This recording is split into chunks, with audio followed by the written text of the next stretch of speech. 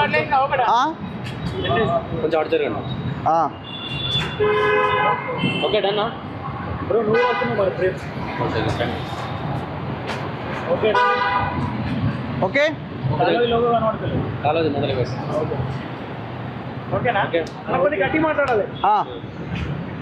Rolling అన్న. అందరికీ నమస్కారం.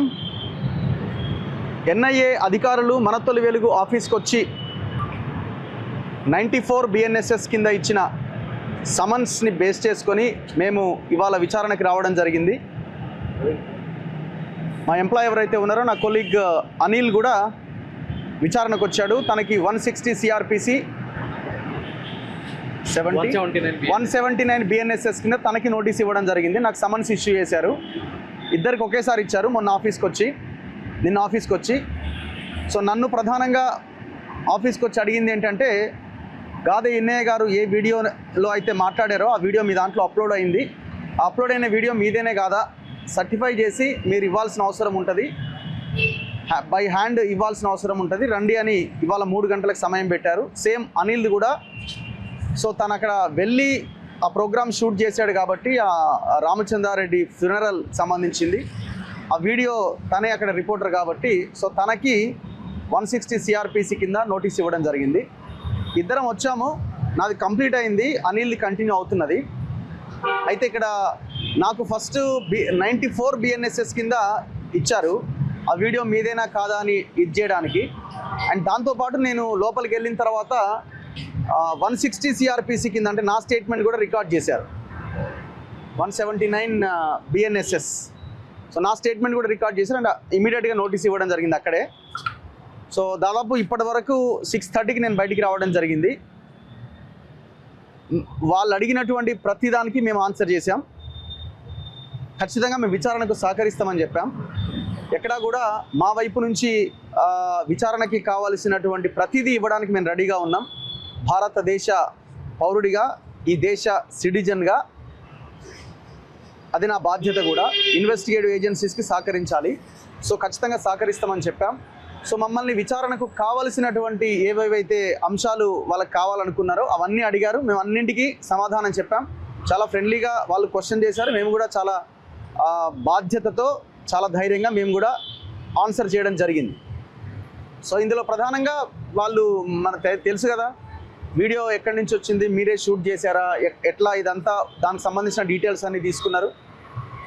మేము అంతా క్లియర్గా అది మా ఛానల్కి సంబంధించిన దాంట్లోనే మేము అప్లోడ్ చేయడం జరిగింది. మీరు ఏ వీడియో లింక్ అయితే మీరు FIRలో పెట్టారో అది ఛానల్ది అని చెప్పడం జరిగింది. ఇదంతా కూడా ఇన్వెస్టిగేషన్లో భాగంగా వాళ్ళకి మేము పూర్తి ఇన్ఫర్మేషన్ ఇచ్చాం. వాళ్ళు కూడా సర్టిఫై చేసుకున్నారు, అయిపోయింది. సో దాని తర్వాత విచారణకి సహకరించాలి ఖచ్చితంగా అన్నారు. ఖచ్చితంగా సహకరిస్తాం. భవిష్యత్తులో మీరు చేసే ప్రతిదాన్ని మా సహకారం ఉంటుందని చెప్పడం జరిగింది. Thank you. ఎలాంటి క్వశ్చన్స్ అడగడం జరిగింది?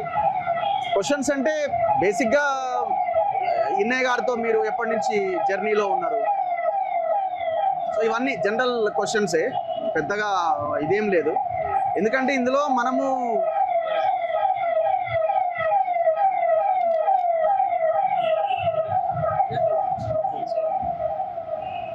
పెద్దగా నన్ను ఇన్సిస్ట్ చేసి నేనేదో అని అడిగేంత ఇది కూడా ఏం లేదు అక్కడ. ఓన్లీ నేను మన ఛానల్లో ప్లే అయిన, మన తొలి వెలుగులో ప్లే అయిన ఆ లింక్ని బేస్ చేసుకున్న ప్రశ్నలే అక్కడ ఉన్నాయి. సో ఎందుకు అట్లా మాట్లాడారు ఏంటి అనేది మనకు సంబంధం లైన్ కూడా కాదు అది. సో ఓన్లీ ఆ వీడియోకి సంబంధించిన ఫుటేజ్ ఎట్లా వచ్చింది ఏంటి అన్న దాని విషయంలోనే దాని చుట్టే తిరిగింది తప్ప ఇంకొకటి ఏం లేదు. సో మేము జనరల్గా రెగ్యులర్గా అందరి ఇంటర్వ్యూస్ మేము తీసుకుంటాము, అందరితో మేము మాట్లాడుతుంటాము. సబ్జెక్ట్ కోసం, అనాలిసిస్ కోసం చాలామందిని మేము కాంటాక్ట్ అవుతుంటాము. అందులో భాగంగా మేము అందరితో మాట్లాడతాం. సో అట్లనే ఎన్ఐఏ గారితో కూడా మేము రెగ్యులర్గా టచ్లో ఉంటాం, అంతే తప్ప అంతకుమించి ఇక్కడ ఏం లేదని మేము ఆన్సర్ చేయడం జరిగింది. అంతకుమించిన పెద్ద క్వశ్చన్స్ ఏం అక్కడ ఏం ఇదేం లేదు. సోషల్ మీడియా హ్యాండిల్స్ లో మీరు రకరకాల ఉంది చిల్లర సోషల్ మీడియా పోస్టులు కూడా మనం చూస్తూ ఉన్నాము. ఇక అరెస్ట్ అయిపోయిండు, కొంతమంది అయితే ఇక అరెస్ట్ అయిపోయిండు, చెంచల్ కూడా జైలుకే తీసుకొస్తున్నారనే పోస్టులు కానీ కామెంట్స్ కానీ, నిన్న మొన్నటి నుంచి అయితే ఇక వీడు అర్బన్ నక్సలైటు, ఇక నోటికి వచ్చింది ఇష్టం వచ్చినట్టుగా పెట్టుకుంటున్నారు. ప్రశాంతంగా నిద్రపోండి మీరంతా. ఏం ఇబ్బంది లేదు, మేము ఏ తప్పు చేయలేదు. సో ప్రజల కోసం మాత్రమే మేము పనిచేస్తా ఉన్నాం. చాలా ధైర్యంగా బాధ్యతతో పనిచేస్తున్నాం, ఎక్కడ వెనకడుగు లేదు. ఇంకా కొంతమంది అంటున్నారు వీడియోలు అన్నీ డిలీట్ అయిపోతున్నాయి అంటున్నారు. నేను ఎక్కడో ఎవరో అడిగితే చెప్పాను, డిలీట్ అయిన ఒక్క లింక్ ఏదైనా ఉంటే మాకు పంపించండి, ఇగో పలానా వీడియో డిలీట్ అయిందని. ఎట్టి పరిస్థితిలో ఒక వీడియో కూడా డిలీట్ అవ్వడం అంటూ ఉండదు. న్యాయస్థానం, ప్రజలు ఒక న్యాయం వైపుగా మేము పనిచేస్తూ ఉంటాము. సో ఎవరైనా కోర్టుకు వెళ్ళి ఇగో పలానా వీడియో ఇది నచ్చలేదని చాలామంది రియల్ ఎస్టేట్ మాఫియాకి సంబంధించిన డిలీట్ చేసుకున్న సందర్భాలు ఉన్నాయి. అట్లా పోయిన వీడియోలు తప్పితే మా దాంట్లో మాకు మేముగా డిలీట్ చేసిన వీడియోలు ఏమీ లేవు, ఉండవు.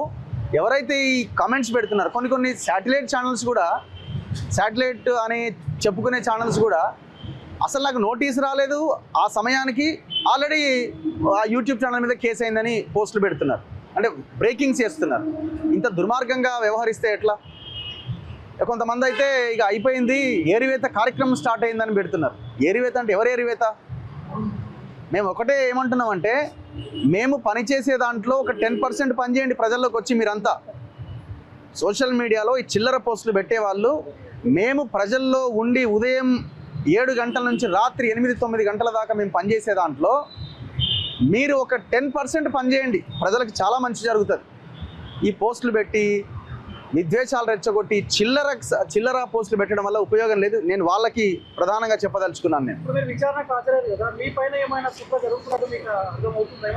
అంటే నేను ఇప్పుడు విచారణ దాంట్లో మనం చూసినప్పుడు కుట్ర అనే దాంట్లో నాకు ఎక్కడ కనబడలేదు. బేసిక్గా ఇప్పుడు నా మీద కేసు ఏం లేదు, మీ మీద కేసు ఉన్నదని ఎక్కడ కనబడట్లేదు. సో గతంలో అయిన కేసెస్ విషయంలో మన మీద జరిగినప్పుడు కుట్ర కోణం మనం చెప్పడం జరిగింది.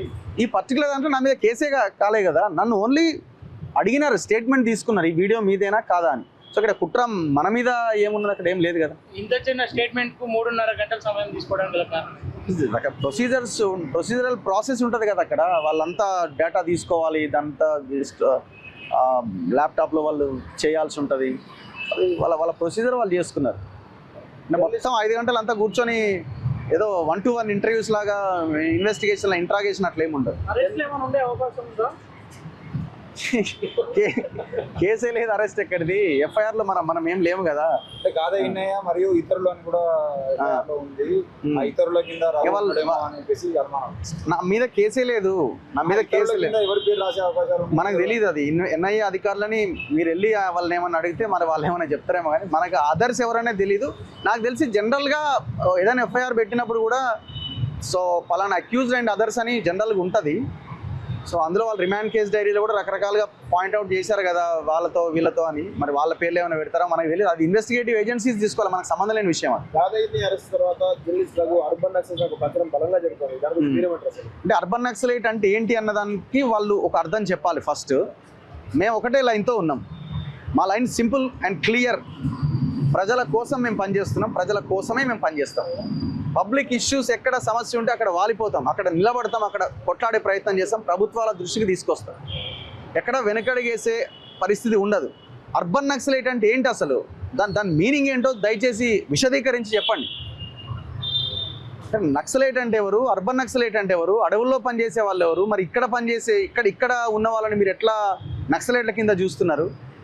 నేను అదే అంటున్నాను కదా, మేము చేసే పనిలో, ప్రజల కోసం మేము చేస్తున్న పనిలో ఒక 10% మీరు ప్రజల్లోకి వచ్చి పని చేయండి, దేశం బాగుపడుతుంది. ఇంట్లోనే కూర్చొని యువతలో అర్బన్ నక్సలైట్ అని చెప్పి మీరేదో దేశాన్ని ఉద్ధరించినట్టుగా మాట్లాడకండి దయచేసి. ఒకవేళ ప్రజల కోసం పని చేయడమే అర్బన్ నక్సలైట్ అంటే పిలవండి, మరి తప్పేముంది? ప్రజల కోసమే పనిచేసే వాళ్ళు అర్బన్ నక్సలైట్ అని మాలాంటి వాళ్ళ మీద మీరు బురదల్లే ప్రయత్నం చేసి పిలుచుకోండి. ఎవడొద్దన్నాడు? దానికి ఏమైనా రాసి ఉన్నదా, ఇది పలానా అర్బన్ నక్సలైట్ అని రాజ్యాంగంలో రాసి ఉన్నదా? ఇప్పుడు మీరు అనొచ్చు, మీరు మావోయిస్టుల దాని విషయంలో మీ లైన్ ఏంటి అంటే, నేను చాలా క్లియర్గా చెప్తున్నా కదా, ఇప్పుడున్న టెక్నాలజీ, ఇప్పుడున్న రాజ్యం చేస్తున్నటువంటి ఈ పరిస్థితుల్లో ఇంకా అక్కడ ఉండి మనం కొట్లాడడం అంత ఈజీ కాదు. సో మీరు చాలా పెద్ద ఎత్తున మేధావులు, చదువుకున్న వాళ్ళు, ఇదంతా ఒక క్రీమ్. సో ఈ క్రీమ్ అంతా ప్రజల్లోకి వచ్చి పనిచేస్తే ఇంకా గొప్ప ఫలితాలు ఉంటాయి, సాధించవచ్చు. ఎలక్షన్ని మనం ఫేస్ చేయాలి. అల్టిమేట్గా ప్రతి సమస్యకి రాజకీయమే ముందుంటుంది. సో రాజకీయంగానే మనం ఏదైనా సాధించుకోవాలి. సో ఆ దిశగా ప్రయత్నం చేయమని మనం ఇప్పుడు కాదు, అది ఎప్పటి నుంచో అడుగుతున్నాం. మనం వీళ్ళకి మనం అర్బన్ నక్సలైట్లు కనబడుతున్నాం. మరి మీకేం పేర్లు పెట్టాలి? మీరు అర్బన్ నక్సలైట్ అనేవాళ్ళు ఒకటే స్ట్రేట్ క్వశ్చన్, అర్బన్ నక్సలైట్లని పిలిచే వాళ్ళకు ఒక స్ట్రేట్ క్వశ్చన్ నేను వేస్తున్నది ఏంటంటే, ఇవాళ దేశంలో ఉన్న అడవిలాగా ఉండాలన్నా కార్పొరేట్ సంస్థలకు కట్టబెట్టాలన్నా? ఈ ప్రశ్నకి దయచేసి ఆన్సర్ చేయమని అడుగుతున్నాం.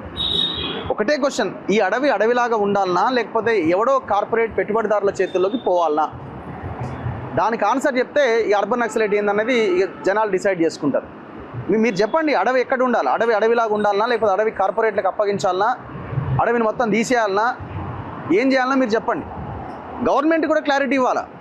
ఒకవేళ ఈ నక్సలైట్ల ఏరివేతనో ఇంకేదో మీరు ఏదైతే చేపట్టారో దీని తర్వాత అడవి ఉంటుంది, ఆదివాసీలు ఉంటారు అని ఒక క్లారిటీ ప్రజలకు ఇస్తే ఎవరికేం ఇబ్బంది లేదు కదా. యా, మీరు హిట్మా గ్రామానికి వెళ్ళడం జరిగింది. వెళ్ళాం. మంది మీడియా మిత్రులు కూడా చాలా మంది ఒక 3 రోజుల పాటు మీరు అంతా వెళ్ళడం జరిగిందా? ఈ దాదాపు అరెస్ట్ వెనకాల హిట్మా గ్రామానికి వెళ్ళినటువంటి ఇప్పటికీ కారణం ఏమైనా ఉండే అవకాశం ఉందా? మీతో పాటు ఇన్నేగాకు వచ్చారు కదా. నేను అది కూడా కారణం అని అయితే నేను అనుకుంటలేను. ఎందుకంటే ఇప్పుడు హిట్మా గ్రామానికి వెళ్ళినప్పుడు మేమేమి సడన్గా